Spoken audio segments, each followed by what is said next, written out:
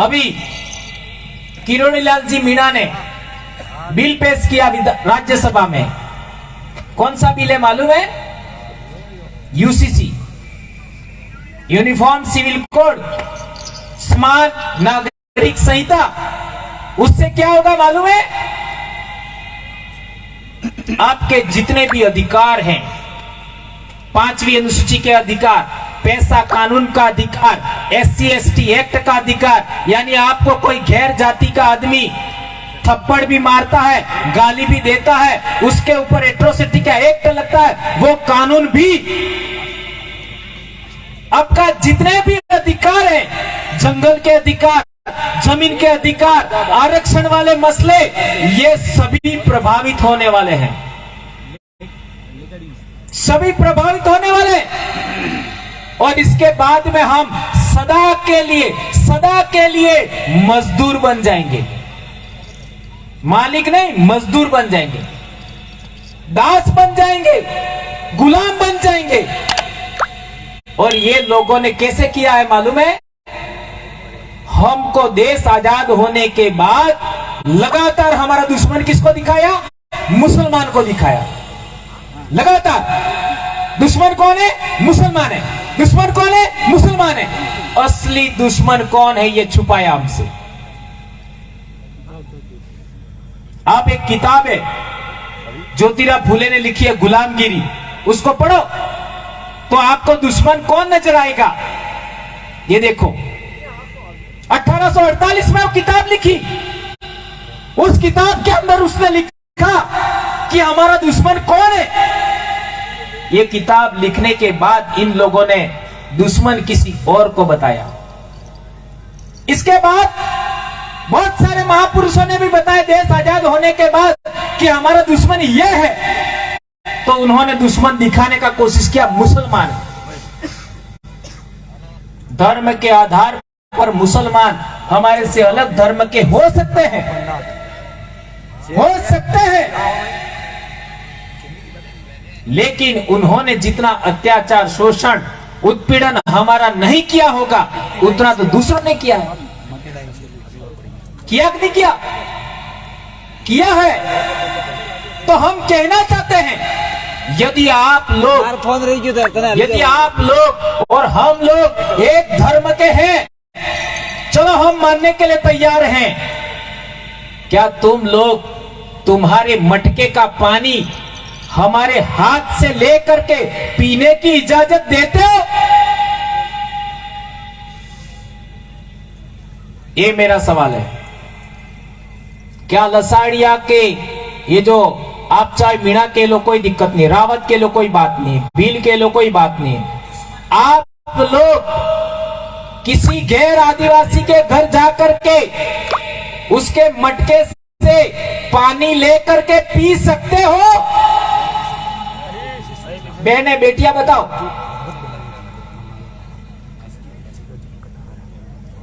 कोई भी एक बेटी खड़ी होकर बताओ क्या ये पी सकते हो? कोई भी, ये बहन कह रही है, बेटी कह रही है नहीं। कोई भी क्लास 12th या फर्स्ट ईयर में पढ़ने वाला एक लड़का खड़ा होकर बताओ क्या हम लोग उनके मटके से पानी ले करके पी सकते हैं? कोई भी एक लड़का बताइए। आप भी कह रहे नहीं, बेटियां भी कह रही है नहीं पी सकते, बेटा भी कह रहे नहीं पी सकते। जब हम पानी ही साथ में नहीं पी सकते, पानी ही साथ में नहीं पी सकते, हम एक धर्म के कैसे हो सकते? बाबा तुम बता दो, दादा डाहला बाबा हो कई, आप उम्र वाला हो, क्या તમે અણને ઘેર જઈને પાણી લઈને પી શકો? બતાડો। પીવા દી તમને પાણી પેલા પંજારી ઉભા થઈને બતાડો। ઉભો થઈ જો હે ને પીવા દે સાહેબ। મો સાહેબ ને મો તમારો સોરો પાણી ને પીવા દી ઈ ના આપણી એક હતી, ये ध्यान रखो। चलो मो તમારે ઘેર આવી જુન પાણી પઈ નકો તે पी सको। सही कह रहा हो गलत कह रहा हो? इसलिए हम और आप एक हैं, हम और आप एक हैं।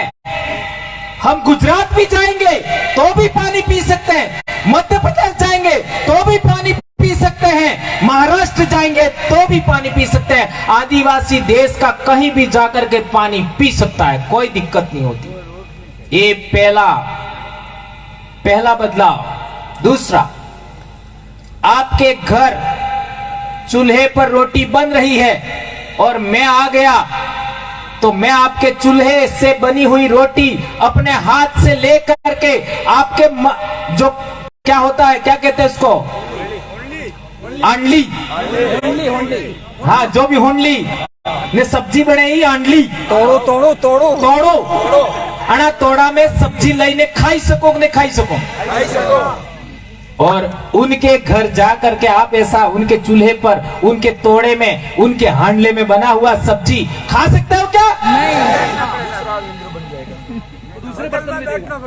दूसरे बर्तन में देखा, ऐसा लग कह रहे। मैं जब खा सकता हूं, आप गुजरात में भी खा सकते हैं, आप मध्य प्रदेश में खा सकते हैं, महाराष्ट्र में खा सकते हैं, देश के किसी भी हिस्से में आदिवासी के घर जाके खाना खा सकते हो। लेकिन हमारे गांव में, हमारे पड़ोस में कोई गैर आदिवासी है, उसके वहां खाना नहीं खा सकते। फिर कैसे कह सकते हो वो न हम एक है? बताओ। हम हर काम, ध्यान रखो, हम जंगल में क्यों गए उसका कारण यही है, हमारे पूर्वज जंगली जानवरों के साथ रहे, हमारे पूर्वज पहाड़ों में रहे, हमारे पूर्वज जंगल में रहे, हमारे पूर्वज बिच्छू सांप जहां ज्यादा थे वहां भी रहे, इंसानों के साथ नहीं रहे। इंसानों के साथ नहीं रहे, उसका कारण क्या है? दो कारण ये बता दिए मैंने, पानी पीने वाला और खाना खाने वाला। एक तीसरा कारण, हम हर काम इस सर्कल में करते हैं, जमणे फेरे हर काम हमें जमणे फरे करा ने पेला हर काम कने तरीके करी डाबे फरे। हासी बात है झूठी बात है? एवं तमारे गाम में तमे अणे फेरे फरो ने बीजो अणे फेरे फरे तो तमे हाथी रही सको? साथ में रह सकते हो क्या? नहीं रह सकते। और एक कारण, हमारे समाज के अंदर महिलाओं का सम्मान, महिलाओं की इज्जत, महिलाओं का स्थान पहले नंबर पे होता है, आदमी का स्थान दूसरे नंबर पे होता है। एक उदाहरण पाड़ो,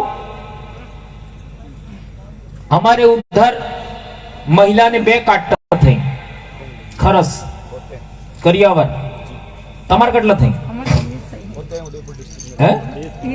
एक के 2 एक गोंडनी एक ते था हमारे गोंडनी पियर में ने एक था हाहरी में, 2 थे हमारे गोंडनी काटू जो भी ये काटूस के बाद गोंडनी नहीं, एक है, कोई अलग नहीं है।